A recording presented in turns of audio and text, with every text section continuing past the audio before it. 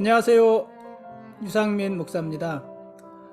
오늘 교회 블라인드를 모두 교체했습니다. 주방에서 기름때에 잔뜩 절어있는 것부터 시작해서 유아실에 있는 낡은 것까지 모두 교체했습니다. 유아실에 있는 블라인드는요, 아이들이 하도 매달려서 똑같이 걸어놨는데도 다른 곳에 걸려있는 것에 비해서 손상이 아주 많습니다. 그래서 더 낡아 보입니다. 예배당에 있는 블라인드는요, 한동안 결로 현상이 있을 때 빗물에 많이 얼룩이 져서 보기가 안 좋았는데 그것도 다 교체했습니다. 1층 통유리에 걸쳐 있던 블라인드도 다 교체를 했고요.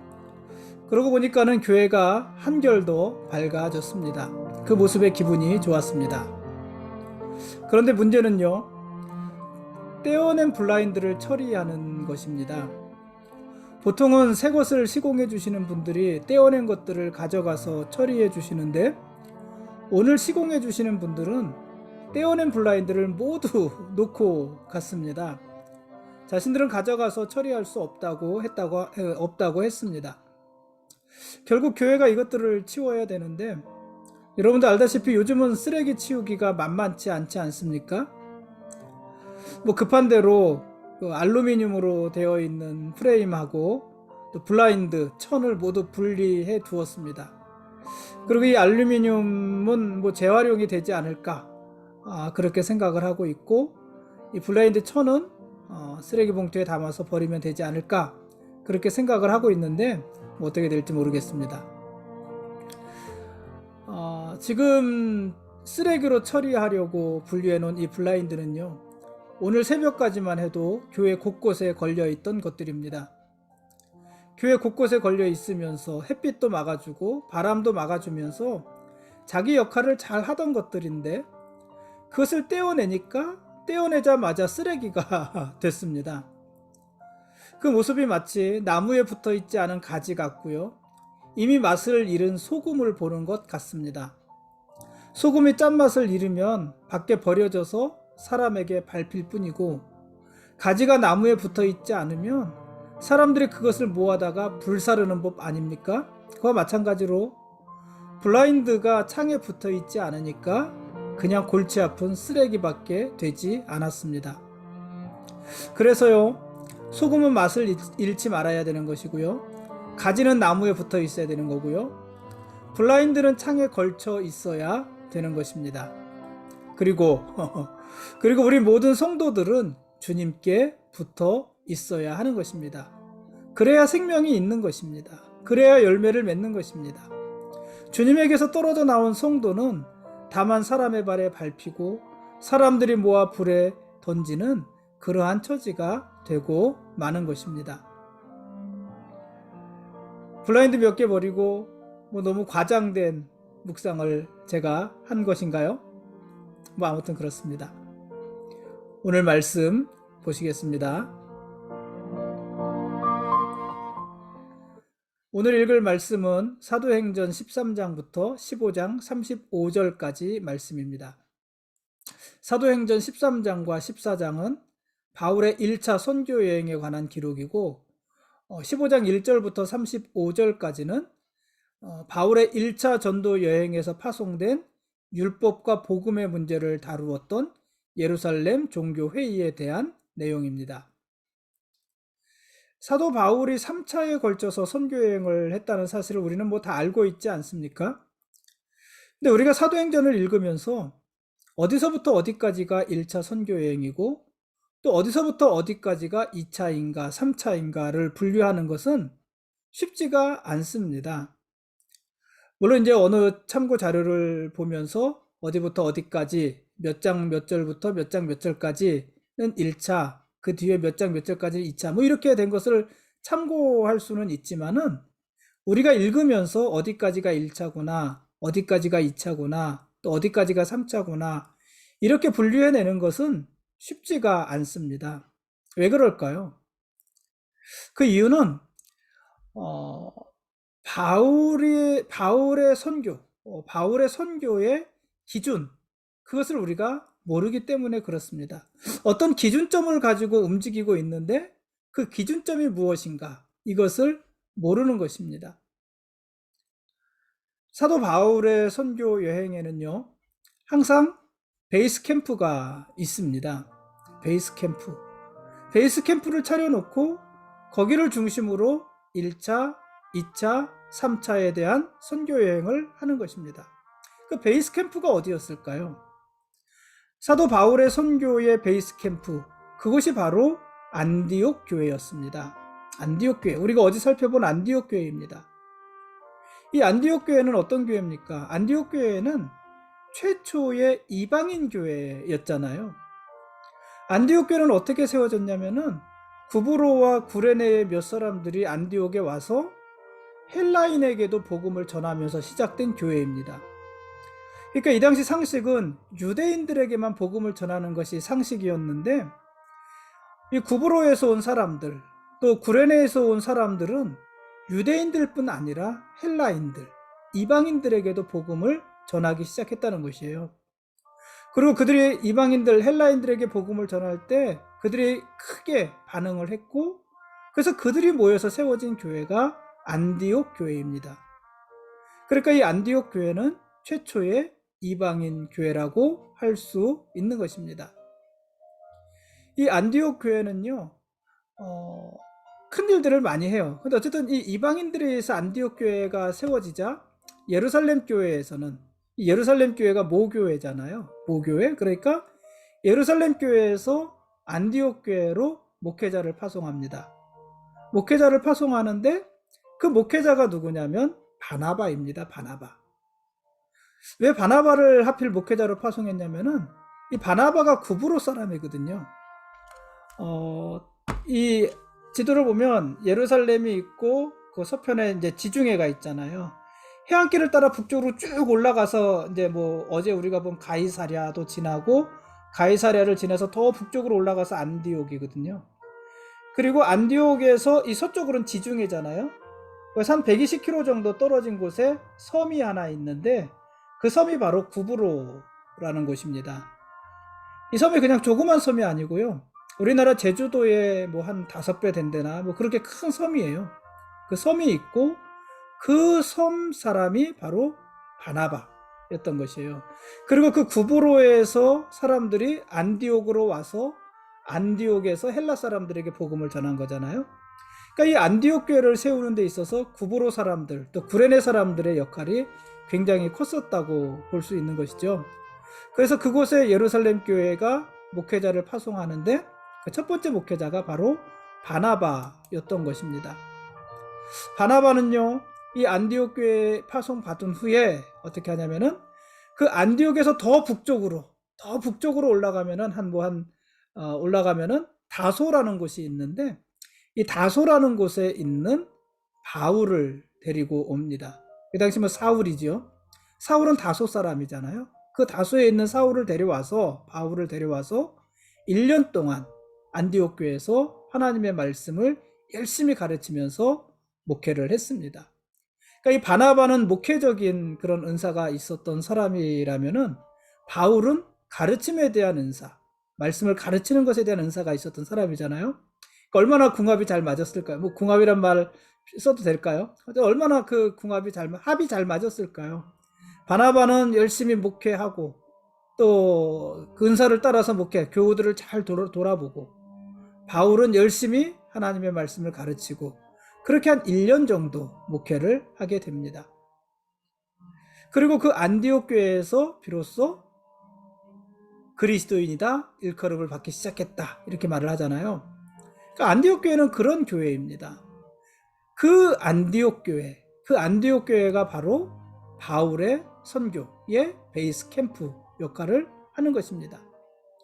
그러니까 사도 바울의 선교를 어떻게 나누는 거냐면, 그가 1차, 2차, 3차 세 차례 선교 여행을 하는데 이게 어떤 기준으로 나누어지는 거냐면, 안디옥 교회를 떠나서 선교지를 쭉 돌다 안디옥 교회로 돌아오면 이게 한 차례씩 선교 여행이 되는 거예요.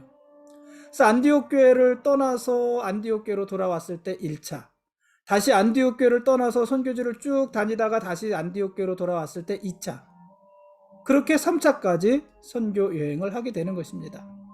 그 기준이 그렇게 된다는 거예요. 그래서 안디옥교에서 떠났다. 그리고 쭉 읽다가 돌아왔다. 이게 1차, 2차, 3차의 기준이라는 말입니다.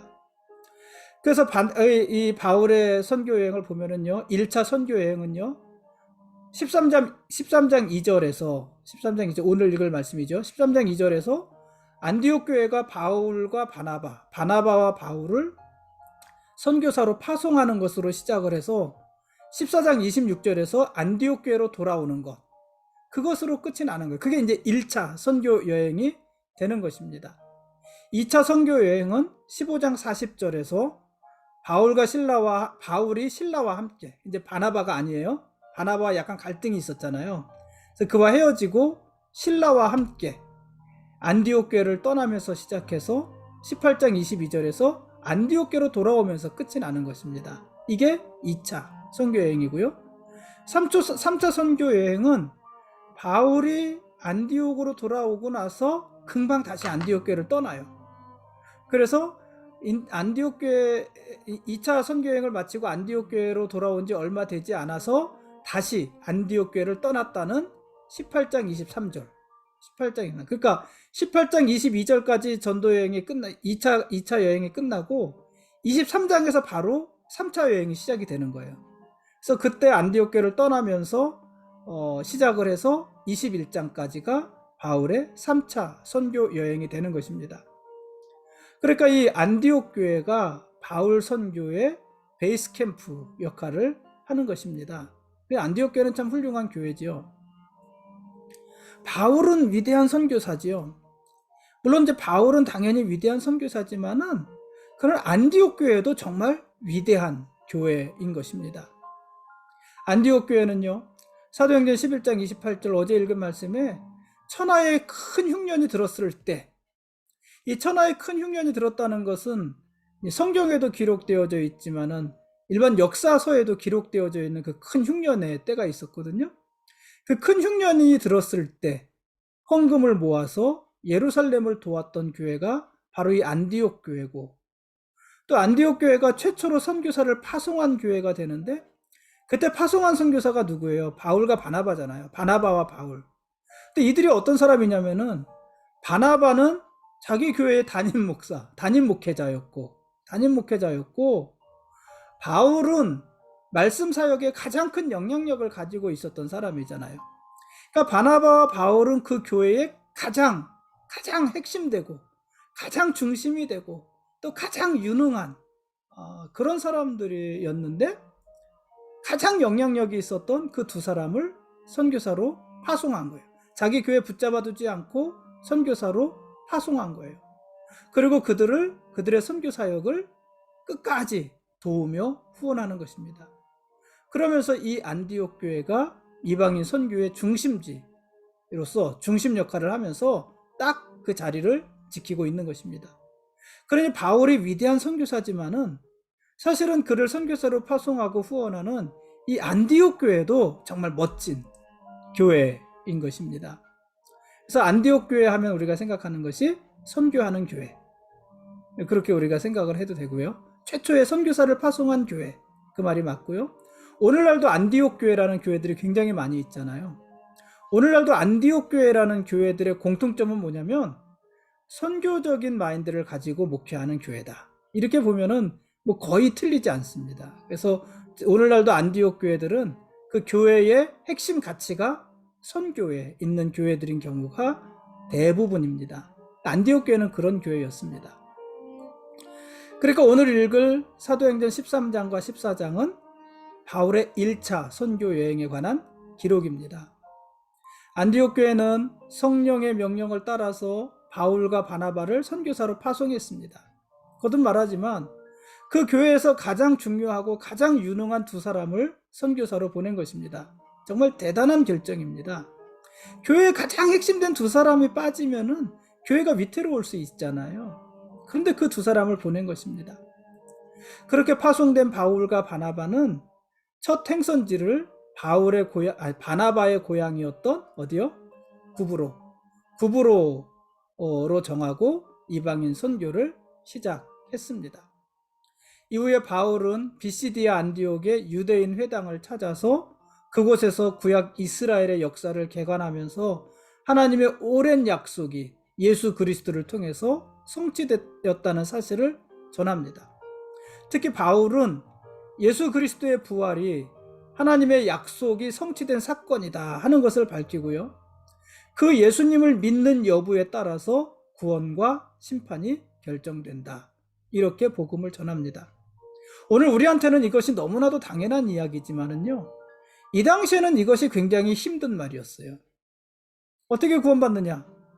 유대인으로 태어나는 것이 구원받는 시대였잖아요. 아브라함의 자손으로 태어나는 것, 아브라함과 이삭과 야곱의 자손으로 태어나는 것, 그것이 구원의 조건이라고 여겨지던 시기였고, 그렇지 않더라도 유대인으로 개종하고 할례를 받고 율법을 지키는 것, 이것이 구원의 조건이라고 여기고 있던 그 시대에 할례가 아니라, 율법이 아니라 예수 그리스도, 예수를 믿는 자가 구원받는 것이고 예수를 믿지 못하는 자는 구원받지 못하는 것이다, 이런 복음을 전하기 시작한 거예요.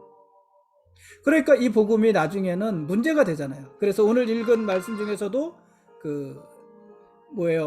예루살렘 종교회의를 불러일으키는 그러한 이유가 되기도 하는 것 아닙니까? 어쨌든 그렇게 복음을 전하기 시작을 합니다. 예수 그리스도의 부활은 하나님께서 다윗에게 약속하신 거룩하고 확실한 복의 성취이고 또 썩지 않을 부활 생명을 확증하는 증거입니다. 동시에 예수님이 하나님의 아들이고 세상을 심판하실 왕이시며 또 그의 백성을 죄에서 구원할 메시아이심을 증명하는 사건이 바로 예수 그리스도의 부활인 것입니다. 그것이 바울의 복음입니다.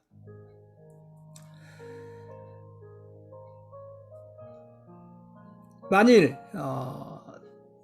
이렇게 바울이 이렇게 복음을 전하자 바울의 복음을 듣고 비시디아 안디옥의 시민들은 복음의 열망으로 가득 차게 됐습니다.